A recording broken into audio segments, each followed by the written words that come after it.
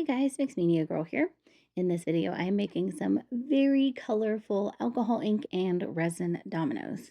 To start off with, I like to spritz my mold with some 91% isopropyl alcohol, and that really helps with air bubbles because sometimes they can get trapped around the little dots in the dominoes.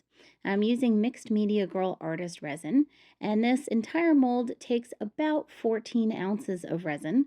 So I start off with maybe about half of that, so about 7 ounces, and just try to fill it in as evenly as possible. And then I'm going in with various alcohol inks. So these ones are all Ranger, and I'm using just a rainbow of colors. I've got a yellow, green, blue, purple, and red.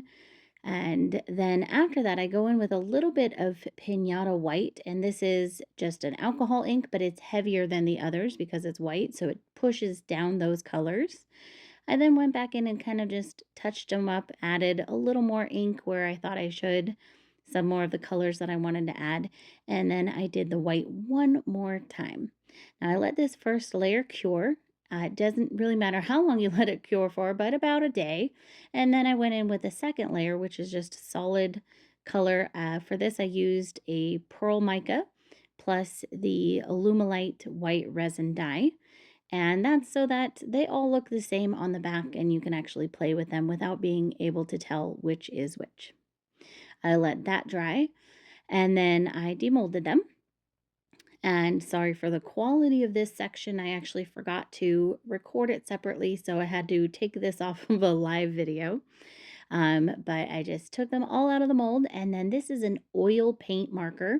It's actually really cheap. You can get it from Amazon, and I prefer these over the acrylic ones. I think it just looks better, and I think it works better, but use whatever you'd like.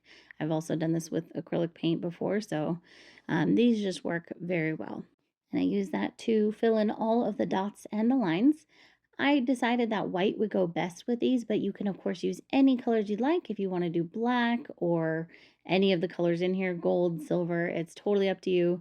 These markers come in all colors and I have them pretty much in every color.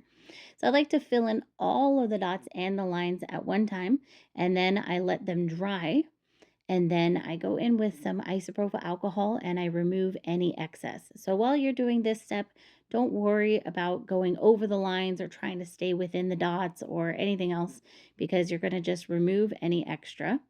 I use 91% isopropyl alcohol because that's what I have, but the percentage isn't important for this step. You can use whatever you have on hand.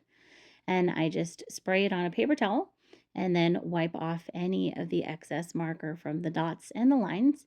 You might have to do this more than once, but one of the reasons I like to let that marker dry first is so that you're not smearing any wet marker when you do this. So I recommend letting it dry, then go in and remove any excess. It'll be a lot easier. And if you need to, go over them again one more time to remove any kind of streaking. And you might have to switch your paper towel out a couple times during this process.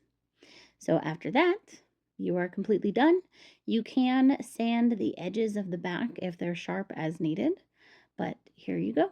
So I think these are so pretty. They're so colorful, and I hope you guys enjoyed this. Thanks for watching. I'll see you next time.